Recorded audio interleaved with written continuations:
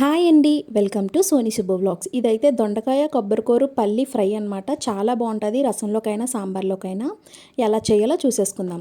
First మనం దొండకాయనైతే ఇలా సన్నగా పొడుగా కట్ చేసుకొని కొబ్బరికూరను కూడా తురుముకొని పక్కన పెట్టుకోవాలి.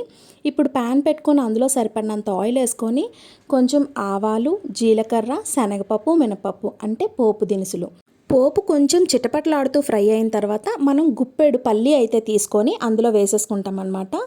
ఇవన్నీ కొంచెం ఫ్రై అయిన తర్వాత మనం కొంచెం ఎండుమిర్చి, వెల్లుల్లి, కరివేపాకు ఇవి కూడా వేసుకొని బాగా ఫ్రై చేసుకుంటాం అన్నమాట. వెల్లుల్లి గోల్డెన్ బ్రౌన్ వచ్చేంత వరకు ఫ్రై చేసుకోవాలి. మనం ఉల్లిపాయ కావాలి అనుకుంటే ఈ టైంలోనే కొన్ని ఉల్లిపాయ ముక్కలు కూడా వేసుకోవచ్చు, లేదంటే వదిలేయచ్చు.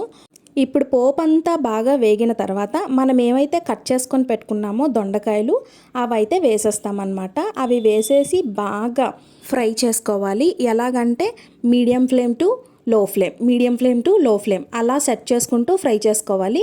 లిడ్ క్లోజ్ చేసుకొని లో ఫ్లేమ్లో పెట్టి మూత పెట్టి మళ్ళీ కాసేపు ఉండి బాగా ఫ్రై చేసుకోవాలి. లేదంటే దొండకాయలు కిందవి అన్నీ మాడిపోతాయి అన్నమాట. చూపించాను కదండి, అలాగా మూత పెట్టుకొని మూత తీసుకొని లో flame to medium flame adjust చేసుకుంటూ ఫ్రై చేసుకున్న తర్వాత ఇప్పుడు ఆల్మోస్ట్ ఒక 70% కుక్ అయిపోయింది దొండకాయ అనే టైంలో మనం ఏదైతే కొబ్బరి తురుము పెట్టుకున్నామో ఆ కొబ్బరి తురుము కూడా వేసుకొని బాగా ఫ్రై చేసుకోవాలన్నమాట. ఇప్పుడు మిగిలిన 30% కూడా ఫ్రై అయిపోయిన తర్వాత దించేసుకొని సర్వ్ చేసుకోవడమే. చూసారు కదా, కొబ్బరికూర దొండకాయ పల్లి ఫ్రై అయితే రెడీ అయిపోయింది. ఇంకా వీడియోని చూస్తూ లైక్ చేయకపోతే please do like, share and subscribe.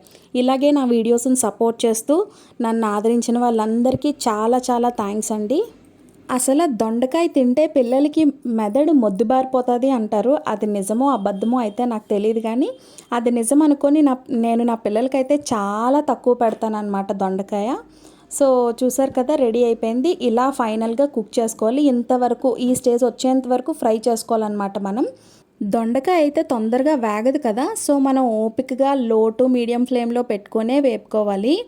దీనికి సాంబార్ కాంబినేషన్ అయినా ఇంకా రైస్లో కలుపుకొని తిన్నా, రసంలో కలుపుకొని తిన్నా చాలా బాగుందండి. Bye bye.